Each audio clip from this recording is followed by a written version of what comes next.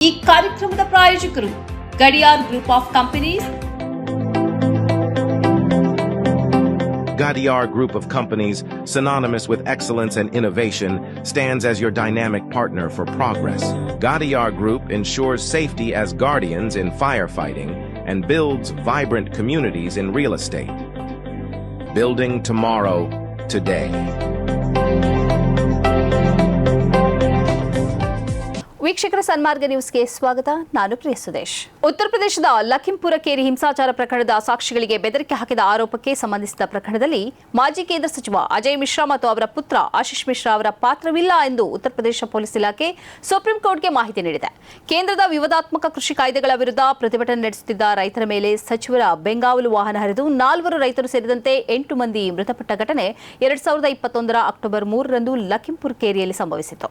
ಸಾಕ್ಷಿಗಳಿಗೆ ಬೆದರಿಕೆ ಹಾಕಿದ ಪ್ರಕರಣದ ತನಿಖೆಯನ್ನ ನಡೆಸಿದ ಪೊಲೀಸರು ಅಮನ್ದೀಪ್ ಸಿಂಗ್ ಎಂಬ ಒಬ್ಬ ವ್ಯಕ್ತಿಯನ್ನ ಮಾತ್ರ ದೋಷಾರೋಪ ಪಟ್ಟಿಯಲ್ಲಿ ಹೆಸರಿಸಿದ್ದು ಉಳಿದವರನ್ನ ಈ ಪ್ರಕರಣದಿಂದ ಕೈಬಿಟ್ಟಿದ್ದಾರೆ. ಈ ವಿಷಯವಾಗಿ ಆಶೀಶ್ ಮಿಶ್ರಾ ಅವರ ಪರವಾಗಿ ವಾದ ಮಂಡಿಸಿದ ಹಿರಿಯ ವಕೀಲ ಸಿದ್ಧಾರ್ಥ್ ದಾವೆ ಅವರು ತಮ್ಮ ಕಕ್ಷಿದಾರನ ಹೆಸರು ದೋಷಾರೋಪ ಪಟ್ಟಿಯಲ್ಲಿ ಇಲ್ಲದಿರುವುದನ್ನು ನ್ಯಾಯಾಲಯದ ಗಮನಕ್ಕೆ ತಂದರು ಮತ್ತು ಮುಖ್ಯ ಪ್ರಕರಣದ ವಿಚಾರಣೆಯು ಮುಂದಿನ 3 ತಿಂಗಳೊಳಗೆ ಪೂರ್ಣಗೊಳ್ಳಲಿದೆ ಎಂದು ತಿಳಿಸಿದ್ದಾರೆ. ಬಳಿಕ ಈ ಪ್ರಕರಣದಲ್ಲಿ ಆಶೀಶ್ ಮಿಶ್ರಾ ಅವರಿಗೆ ಸುಪ್ರೀಂ ಕೋರ್ಟ್ ಜಾಮೀನು ನೀಡಿತ್ತು.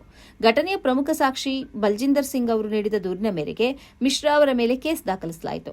ಬಲ್ಜಿಂದರ್ ಸಿಂಗ್ ತಮ್ಮ ಹೇಳಿಕೆಯನ್ನು ಬದಲಾಯಿಸುವಂತೆ ಒತ್ತಡ ಹೇರಲಾಗುತ್ತಿದೆ ಎಂದು ದೂರಿದ್ದರು. ಈ ಹಿಂದೆ ಈ ದೂರಿನ ಬಗ್ಗೆ ಯುಪಿ ಪೊಲೀಸರು ಕ್ರಮ ಕೈಗೊಳ್ಳುವಲ್ಲಿ ನಿರ್ಲಕ್ಷ್ಯ ವಹಿಸಿದ್ದಾಗ ಸುಪ್ರೀಂ ಕೋರ್ಟ್ ತೀವ್ರವಾಗಿ ತರಾಟೆಗೆ ತೆಗೆದುಕೊಂಡಿತ್ತು. ಆ ಬಳಿಕ ಲಖಿಂಪುರ ಎಎಸ್ಪಿ ಅವರು ಪಂಜಾಬ್ನ ಮುಕ್ತಸರ್ಗೆ ತೆರಳಿ ದೂರುದಾರರ ಹೇಳಿಕೆಯನ್ನು ದಾಖಲಿಸಿಕೊಂಡು ಐಪಿಸಿ ಸೆಕ್ಷನ್ 195A, 506 ಮತ್ತು 120B ಅಡಿಯಲ್ಲಿ ಎಫ್ಐಆರ್ ದಾಖಲಿಸಿದರು. ಪ್ರಸ್ತುತ ಈ ಸಾಕ್ಷಿ ಬೆದರಿಕೆ ಪ್ರಕರಣವು ವಿಚಾರಣಾ ನ್ಯಾಯಾಲಯದ ಹಂತದಲ್ಲಿದ್ದು ಸುಪ್ರೀಂ ಕೋರ್ಟ್ ಇಂದು ಪೊಲೀಸರ ವರದಿಯನ್ನು ದಾಖಲಿಸಿಕೊಂಡಿದೆ. ಈ ವಿಷಯದಲ್ಲಿ ದೂರುದಾರರು ತಮ್ಮ ಪ್ರತಿಕ್ರಿಯೆಯನ್ನು ಅಫಿಡವಿಟ್ ಮೂಲಕ ಸಲ್ಲಿಸಲು ನ್ಯಾಯಾಲಯ 2 ವಾರಗಳ ಕಾಲಾವಕಾಶ ನೀಡಿದೆ. ಮುಖ್ಯ ಪ್ರಕರಣದ ವಿಚಾರಣೆಗೆ ಸಂಬಂಧಿಸಿದಂತೆ ಇನ್ನೂ 64 ಸಾಕ್ಷಿಗಳ ವಿಚಾರಣೆ ನಡೆಯಬೇಕಿದೆ ಎಂಬ ಸಂಗತಿಯನ್ನು ಪೊಲೀಸ್ ವರದಿ ಬಹಿರಂಗಪಡಿಸಿದೆ. ನ್ಯಾಯಾಲಯವು ಈ ಪ್ರಕರಣದ ಮುಂದಿನ ವಿಚಾರಣೆಯನ್ನು ಮುಂದಿನ ತಿಂಗಳಿಗೆ ನಿಗದಿಪಡಿಸಿದೆ. ಸುಪ್ರೀಂ ಕೋರ್ಟ್ ಈ ಪ್ರಕರಣದ ಮೇಲ್ವಿಚಾರಣೆ ಮುಂದುವರೆಸಿದೆ. ಪಾಕಿಸ್ತಾನ ಆಕ್ರಮಿತ ಕಾಶ್ಮೀರದ ವಿವಿಧ ನಗರಗಳು ಮತ್ತು ಪಟ್ಟಣಗಳಲ್ಲಿ ಪ್ರಸ್ತುತ ಭೀಕರ ಹಿಂಸಾಚಾರ ಭುಗಿಲೆದ್ದಿದೆ. ಆರ್ಥಿಕ ಸಂಕಷ್ಟಗಳು ಮತ್ತು ರಾಜಕೀಯ ಸುಧಾರಣೆಗಳನ್ನು ಆಗ್ರಹಿಸಿ ನಡೆದ ಪ್ರತಿಭಟನೆಯಲ್ಲಿ ಭದ್ರತಾ ಪಡೆಗಳ ದಾಳಿಗೆ ಕನಿಷ್ಠ 12 ಮಂದಿ ನಾಗರಿಕರು ಸಾವನ್ನಪ್ಪಿದ್ದಾರೆ ಮತ್ತು ಹಲವಾರು ಮಂದಿ ಗಾಯಗೊಂಡಿದ್ದಾರೆ. ಪ್ರಸ್ತುತ ಪಿಒಕೆನಲ್ಲಿ ನಡೆಯುತ್ತಿರುವ ಪ್ರತಿಭಟನೆಗಳು ಮತ್ತು ಪಾಕಿಸ್ತಾನ ಪಡೆಗಳ ದಮನಕಾರಿ ಕ್ರಮಗಳು ಅಲ್ಲಿನ ಜನರು ಎಷ್ಟು ಹತಾಶರಾಗಿದ್ದಾರೆ ಎಂಬುದಕ್ಕೆ ಸಾಕ್ಷಿಯಾಗಿದೆ. ರಾವಲ್ಕೋಟ್ ಸೇರಿದಂತೆ ಇಡೀ ಪ್ರದೇಶದಲ್ಲಿ ಉದ್ವಿಗ್ನ ಪರಿಸ್ಥಿತಿ ಇದ್ದು ಸರ್ಕಾರವು ಸಂಪೂರ್ಣವಾಗಿ ಇಂಟರ್ನೆಟ್ ಮತ್ತು ಮೊಬೈಲ್ ಸೇವೆಗಳನ್ನು ಸ್ಥಗಿತಗೊಳಿಸಿ ಅಘೋಷಿತ ಲಾಕ್ಡೌನ್ ಜಾರಿಗೊಳಿಸಿದೆ. ಸುಮಾರು 4,000 ಅರಸೇನಾ ಪಡೆಗಳನ್ನು ನಿಯೋಜಿಸುವ ಮೂಲಕ ಮುಜಾಫರ್ಬಾದ್ನತ್ತ ನಡೆಯಲಿರುವ ಬೃಹತ್ ಪ್ರತಿಭಟನಾ ಮೆರವಣಿಗೆಯನ್ನು ತಡೆಯಲು ಸರ್ಕಾರ ಯತ್ನಿಸುತ್ತಿದ್ದು ಪ್ರದೇಶದ ಪ್ರಮುಖ ರಸ್ತೆಗಳನ್ನು ಬಂದ್ ಮಾಡಲಾಗಿದೆ. ಜಂಟಿ ಅವಾಮಿ ಆಕ್ಷನ್ ಕಮಿಟಿ ನೇತೃತ್ವದಲ್ಲಿ ಕಳೆದ 40 ದಿನಗಳಿಂದ ನಡೆಯುತ್ತಿರುವ ಈ ಹೋರಾಟ ಇದೀಗ ಪಾಕಿಸ್ತಾನದ ಆಡಳಿತ ವಿರುದ್ಧದ ನೇರ ಪ್ರತಿರೋಧವಾಗಿ ಬದಲಾಗಿದೆ. ದಶಕಗಳಿಂದ ವಿದ್ಯುತ್ ಮತ್ತು ಗೋಧಿ ಬೆಲೆ ಏರಿಕೆ ಹಾಗೂ ಸರ್ಕಾರದ ಮಲತಾಯಿ ಧೋರಣೆಯಿಂದ ಶೋಷಣೆಗೆ ಒಳಗಾಗಿದ್ದೇವೆ ಎಂದು ಆರೋಪಿಸುತ್ತಿರುವ ಪ್ರತಿಭಟನಾಕಾರರು ಈಗ ಆ ಪ್ರದೇಶವು ಸ್ವತಂತ್ರವೂ ಅಲ್ಲ, ವಿವಾದಿತವೂ ಅಲ್ಲ, ಬದಲಿಗೆ ಪಾಕಿಸ್ತಾನದಿಂದ ಆಕ್ರಮಿಸಲ್ಪಟ್ಟ ಪ್ರದೇಶ ಎಂದು ಬಹಿರಂಗವಾಗಿ ಘೋಷಿಸಿದ್ದಾರೆ. ಹೋರಾಟದ ನೇತಾರ ಸರ್ದಾರ್ ಅಮನ್ ಖಾನ್ ಅವರು ಅಗತ್ಯ ವಸ್ತುಗಳ ಪೂರೈಕೆಯನ್ನು ಪಾಕಿಸ್ತಾನ ತಡೆ ಹಿಡಿದರೆ ನಾವು ಭಾರತದ ನೆರವು ಕೋರಬೇಕಾಗುತ್ತದೆ ಎಂದು ಎಚ್ಚರಿಕೆ ನೀಡಿರುವುದು ಅಲ್ಲಿನ ರಾಜಕೀಯ ವಾತಾವರಣವನ್ನು ಮತ್ತಷ್ಟು ಹದಗೆಡಿಸಿದೆ. ಇಷ್ಟೆಲ್ಲ ದಮನಕಾರಿ ಕ್ರಮಗಳ ನಡುವೆಯೂ ಪ್ರತಿಭಟನೆಗಳು ಮುಂದುವರೆದಿವೆ ಎಂದು ಕಾರ್ಯಕರ್ತರು ತಿಳಿಸಿದ್ದಾರೆ. ಜೆಎಎಸಿ ಸಂಘಟಕರು ಬುಧವಾರ ಮುಜಾಫರ್ಬಾದ್ನತ್ತ ಯೋಜಿತ ಲಾಂಗ್ ಮಾರ್ಚ್ ಅನ್ನು ಮುಂದುವರಿಸುವುದಾಗಿ ಘೋಷಿಸಿದ್ದಾರೆ. ಸಾವಿರಾರು ಜನರು ಈ ಮೆರವಣಿಗೆಯಲ್ಲಿ ಸೇರಿಕೊಂಡು ಸರ್ಕಾರದೊಂದಿಗೆ ಮಾತುಕತೆಗೆ ಒತ್ತಾಯಿಸುವ ನಿರೀಕ್ಷೆ ಇದೆ. ನಾವು 78 ವರ್ಷಗಳಿಂದ ಶೋಷಣೆಗೆ ಒಳಗಾಗಿದ್ದೇವೆ. ಈ ಬಾರಿ ನಾವು ಹಿಂದೆ ಸರಿಯುವುದಿಲ್ಲ ಎಂದು ಸಂವಹನ ಕಡಿತಗೊಳ್ಳುವ ಮುನ್ನ ಜೆಎಎಸಿ ಸಂಯೋಜಕರೊಬ್ಬರು ಸಂದೇಶ ಕಳುಹಿಸಿದ್ದಾರೆ. ರಾವಲ್ಕೋಟ್ನಲ್ಲಿರುವ ಆಸ್ಪತ್ರೆಗಳು ತುಂಬಿ ತುಳುಕುತ್ತಿದ್ದು ಮೃತಪಟ್ಟವರ ಸಾರ್ವಜನಿಕ ಅಂತ್ಯಕ್ರಿಯೆಗೆ ಕುಟುಂಬಗಳಿಗೆ ಅವಕಾಶ ನೀಡಲಾಗಿಲ್ಲ. ಅತ್ಯಗತ್ಯ ವಸ್ತುಗಳ ಪೂರೈಕೆ ಸ್ಥಗಿತಗೊಂಡಿರುವುದರಿಂದ ಆರ್ಥಿಕ ಪರಿಸ್ಥಿತಿ ಇನ್ನಷ್ಟು ಬಿಗಡಾಯಿಸಿದೆ. ಸಿಬಿಎಸ್ಇ ಪಠ್ಯಕ್ರಮದಲ್ಲಿ 9ನೇ ತರಗತಿಯಿಂದ ತ್ರಿಭಾಷಾ ನೀತಿಯನ್ನು ಜಾರಿಗೆ ತರಲು ಕೇಂದ್ರ ಸರ್ಕಾರ ನಿರ್ಧರಿಸಿದೆ. ಈ ನಿರ್ಧಾರಕ್ಕೆ ಸುಪ್ರೀಂ ಕೋರ್ಟ್ ಆಕ್ಷೇಪ ವ್ಯಕ್ತಪಡಿಸಿದೆ. ಪ್ರೌಢಶಾಲಾ ಹಂತದಲ್ಲಿ ಹೊಸ ಭಾಷೆಯನ್ನು ಪರಿಚಯಿಸುವುದರಿಂದ ವಿದ್ಯಾರ್ಥಿಗಳ ಮೇಲೆ ಅನಗತ್ಯ ಶೈಕ್ಷಣಿಕ ಒತ್ತಡ ಹೆಚ್ಚಾಗಲಿದೆ ಎಂದಿರುವ ನ್ಯಾಯಾಲಯವು ಯಾವುದೇ ಹೊಸ ಭಾಷೆಯನ್ನು ಕಡ್ಡಾಯಗೊಳಿಸಬೇಕಿದ್ರೆ ಅದನ್ನು 5 ಅಥವಾ 6ನೇ ತರಗತಿಯಲ್ಲೇ ಪರಿಚಯಿಸುವುದು ಸೂಕ್ತ. ಆದರೆ ಯಾವುದೇ ಕಾರಣಕ್ಕೂ 9ನೇ ತರಗತಿಯಲ್ಲಿ ಹೊಸ ಭಾಷೆಯನ್ನು ಪರಿಚಯಿಸಕೂಡದು ಎಂದು ಹೇಳಿದೆ. ತಮಿಳುನಾಡು ರಾಜ್ಯದ ಪ್ರತಿಯೊಂದು ಜಿಲ್ಲೆಯಲ್ಲೂ ಜವಾಹರ್ ನವೋದಯ ವಿದ್ಯಾಲಯಗಳನ್ನು ಸ್ಥಾಪಿಸಲು ಅನುಕೂಲ ಮಾಡಿಕೊಡಬೇಕು ಎಂದು ಮದ್ರಾಸ್ ಹೈಕೋರ್ಟ್ ನೀಡಿದ್ದ ಆದೇಶವನ್ನು ಪ್ರಶ್ನಿಸಿ ತಮಿಳುನಾಡು ಸರ್ಕಾರ ಮೇಲ್ಮನವಿ ಸಲ್ಲಿಸಿತು.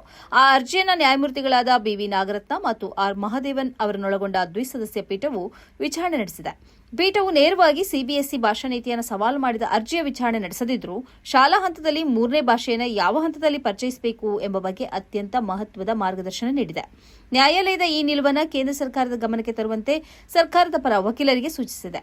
ವಿಚಾರಣೆ ವೇಳೆ ಮಾತನಾಡಿದ ನ್ಯಾಯಮೂರ್ತಿ ಬಿವಿ ನಾಗರತ್ನ, ಕೇಂದ್ರ ಸರ್ಕಾರವು 9ನೇ ತರಗತಿಯಿಂದ 3ನೇ ಭಾಷೆಯನ್ನು ಕಡ್ಡಾಯಗೊಳಿಸುವ ನಿರ್ಧಾರವನ್ನು ಕೈಬಿಡಬೇಕು. ಈಗಾಗಲೇ 8ನೇ ತರಗತಿಯಿಂದಲೇ ವಿದ್ಯಾರ್ಥಿಗಳಲ್ಲಿ ಓದಿನ ಒತ್ತಡ ಆರಂಭವಾಗಿರುತ್ತದೆ. 9ನೇ ತರಗತಿಯಂತೂ ಸಂಪೂರ್ಣ ಒತ್ತಡದಿಂದ ಕೂಡಿರುತ್ತದೆ. ಇಂತಹ ಹಂತದಲ್ಲಿ ಮತ್ತೊಂದು ಹೊಸ ಭಾಷೆಯನ್ನು ಕಲಿಯುವಂತೆ ವಿದ್ಯಾರ್ಥಿಗಳಿಗೆ ಒತ್ತಡ ಹೇರುವುದು ಸರಿಯಲ್ಲ. ಹೊಸ ಭಾಷೆಯ ಕಲಿಕೆ ಅಗತ್ಯವೆನಿಸಿದರೆ ಅದನ್ನು ಪ್ರಾಥಮಿಕ ಹಂತದಲ್ಲೇ ಅಂದರೆ 5 ಅಥವಾ 6ನೇ ತರಗತಿಯಲ್ಲೇ ಜಾರಿಗೆ ತರಬೇಕು ಎಂದು ಸ್ಪಷ್ಟವಾಗಿ ಹೇಳಿದ್ದಾರೆ.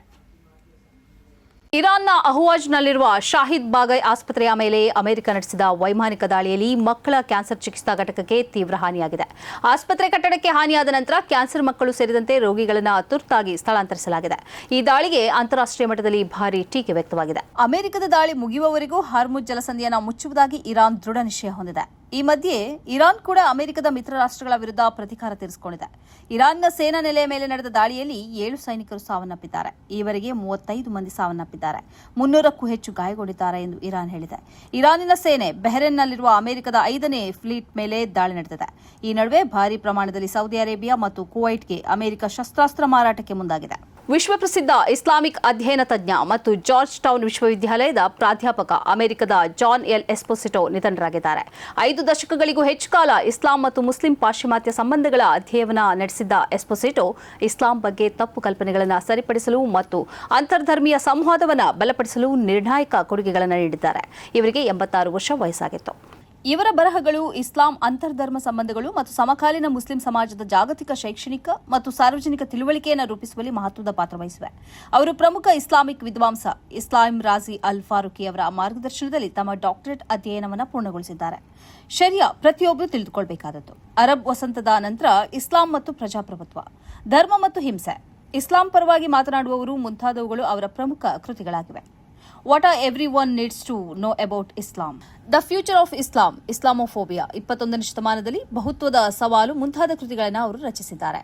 The Oxford encyclopaedia of the modern Islamic world, the Oxford history of Islam, the Oxford dictionary of Islam, the Oxford encyclopaedia of world ಮತ್ತು ಆಕ್ಸ್ಫರ್ಡ್ ಇಸ್ಲಾಮಿಕ್ ಸ್ಟಡೀಸ್ ಆನ್ಲೈನ್ ಸೇರಿದಂತೆ ಆಕ್ಸ್ಫರ್ಡ್ ಹಲವಾರು ಪ್ರಮುಖ ಉಲ್ಲೇಖ ಕೃತಿಗಳ ಪ್ರಧಾನ ಸಂಪಾದಕರಾಗಿಯೂ ಸೇವೆ ಸಲ್ಲಿಸಿದ್ದಾರೆ.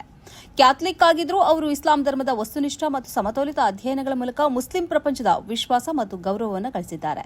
1998ರ ಏಪ್ರಿಲ್ನಲ್ಲಿ ನಡೆದ ಕೇರಳ ಜಮಾತೆ ಇಸ್ಲಾಮಿ ರಾಜ್ಯ ಸಮ್ಮೇಳನದಲ್ಲಿ ಇವರು ಭಾಗವಹಿಸಿದರು. ಇದು ಈ ಹೊತ್ತಿನ ಸುದ್ದಿ ಸಂಚಯ. ನಿರಂತರವಾಗಿ ನೋಡ್ತಾ ಇರಿ ಸನ್ಮಾರ್ಗ ನ್ಯೂಸ್, ಸುದ್ದಿಗಳ ಸಂತೆಯಲ್ಲಿ ಸತ್ಯದ ಮೊಂಬತ್ತಿ.